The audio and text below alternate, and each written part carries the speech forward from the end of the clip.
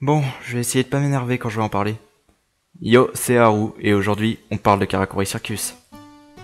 Karakuri Circus, un manga de Fujita Kazuhiro, paru pour la première fois en 1997 dans le Weekly Shonen Sunday. Il est de type shonen bien évidemment, et de genre action, aventure, comédie et dramatique. Il s'est arrêté après 43 tomes dont 21 sont sortis chez nous. Pour ce qui est de l'histoire, Narumi est un garçon de 18 ans atteint de la maladie de Zonofa. Celle-ci l'empêche de respirer s'il ne fait pas continuellement rire les personnes autour de lui. Un jour, alors qu'il travaillait, un garçon nommé Masaru transportant une valise avec lui le demanda de l'accompagner au cirque. Narumi accepta après avoir réussi à faire rire Masaru, stoppant alors une de ses crises. Mais Masaru était poursuivi par d'étranges machines à l'apparence humaine nommées automates. Après leur avoir échappé, Masaru expliqua à Narumi qu'il est en réalité le bâtard d'une riche famille et que son défunt père lui a légué toute sa fortune, provoquant ainsi la colère de ses frères et sœurs. Mais avant de mourir, son père lui dit qu'après sa mort, il devrait se rendre dans le cirque le plus proche de chez lui et trouver Shirogane. Arrivé au cirque, les automates réapparaissent et reprirent en chasse Masaru. Celui-ci appela alors Shirogane et c'est ainsi qu'une jeune fille apparut sortant de la valise de Masaru une marionnette grâce à laquelle elle sauva Masaru et Narumi. A partir de cela, les trois héros seront tous liés au cirque ainsi qu'à différents combats de marionnettistes, mais également à une guerre qui dure depuis des siècles. Oui, de cette façon, c'est bien résumé, mais c'est bien plus compliqué que tout ça. Si je pourrais résumer mon avis en une seule phrase, je dirais un truc comme... c'est l'un des meilleurs mangas qui m'ait été donné de lire de toute ma vie. Déjà dans le thème abordé, un manga qui traite du cirque c'est pas banal. Si on y lit à ces combats de marionnettistes qui sont tout ce qu'il y a de plus dantesque, le scénario est irréprochable, il part dans tous les sens, mais il reste toujours logique et cohérent dans son univers. Rien que pour la maladie de Zonofa. Sérieux, une maladie qui tue si on ne fait pas rire les personnes autour de soi, ça paraît complètement con. Et pourtant, Kazuhiro nous pond une explication super convaincante. Bon, je suis pas expert en médecine, donc je peux pas dire si c'est réellement possible tout ça. Ce qui peut déplaire aux personnes qui s'intéressent un peu à ce milieu. Mais moi, personnellement, j'ai été totalement convaincu.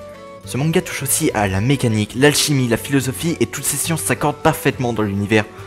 On voyage beaucoup avec ce manga, on passe du Japon à la Chine, à l'Europe, notamment la France qui joue un rôle important, l'Amérique, le Sahara.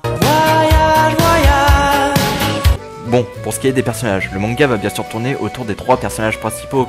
Il est intéressant de voir que chacun va être transporté dans un monde qui lui est totalement inconnu. Et point fort, il ne faut pas attendre avant de commencer à voir leur évolution. Masaru, un enfant qui n'a jamais rien fait de lui-même, apprendra très vite à se battre, malgré son manque de force, et il fera preuve d'une grande intelligence durant les combats. Shirogane, une fille repliée sur elle-même qui s'abstient de toute émotion, mais qui est prête à tout pour protéger celui auquel elle tient. Elle s'ouvrira vite au monde et apprendra à ressentir tout ce dont on l'a privé. Et Narumi, un garçon qui vit seulement pour ses convictions et qui est rempli de préjugés, qui apprendra à connaître un monde qu'il n'aurait jamais imaginé et qu'il ne voudra pas quitter tant qu'il n'aura pas accompli tout ce qu'il entrevoit. D'ailleurs, ce trio vous rappelle pas un autre? Non? Si? Un peu? Mais les personnages secondaires ne sont pas en reste et jouent un rôle important dans cette histoire. On n'aura d'ailleurs aucun mal à s'y attacher. Malgré le manque de temps, les relations qui s'installent entre les personnages sont vraiment fortes et on n'aura aucun mal à y croire. Bon, à quelques exceptions près. Ce manga soulève également des vraies problématiques dans la... Tiens, je vais pouvoir me servir pleinement du format vidéo. Bon, les personnes qui veulent pas se faire spoiler ça, je vous conseille d'aller là où c'est indiqué.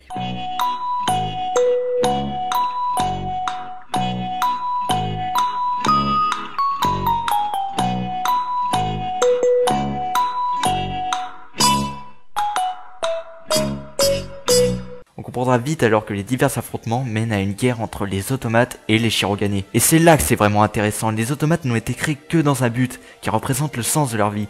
Ils ne sont libres d'agir que s'ils restent fidèles à leurs devoirs.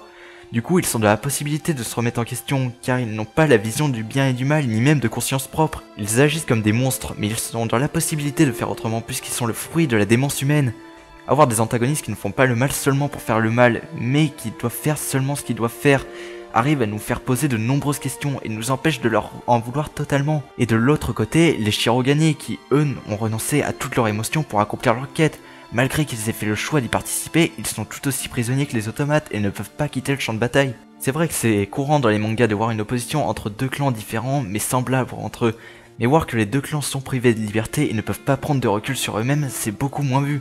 Surtout que le héros est conscient de ça et il ne peut pas sortir de ces cercles vicieux malgré ses efforts. En fait, le gagnant de cette guerre ne sera que celui qui est le plus fort, pas celui qui a les plus grandes convictions. D'ailleurs, pour les personnes qui se disent qu'une opposition comme ça a déjà été vue dans Naruto entre le clan Uchiwa et le clan Senju, Et ben c'est comme si vous disiez qu'un scénario de Dora l'exploratrice était encore plus profond que le scénario de Blade Runner. Pour vous situer un peu.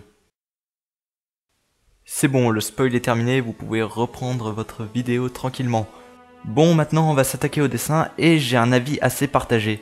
Bon, le dessin est pas spécialement moche ni spécialement beau, il est dans la moyenne, et bien que ce ne soit pas le style de dessin auquel j'accroche, je dois admettre qu'il s'accorde parfaitement avec le manga dans les scènes d'action.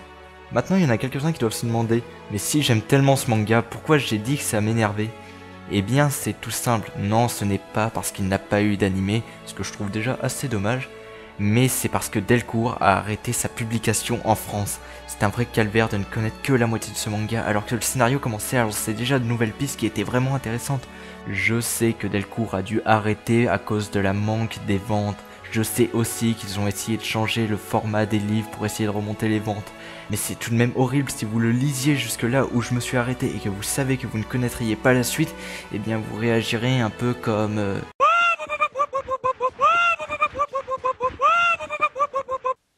Ouais, comme ça. Maintenant, il est temps de conclure.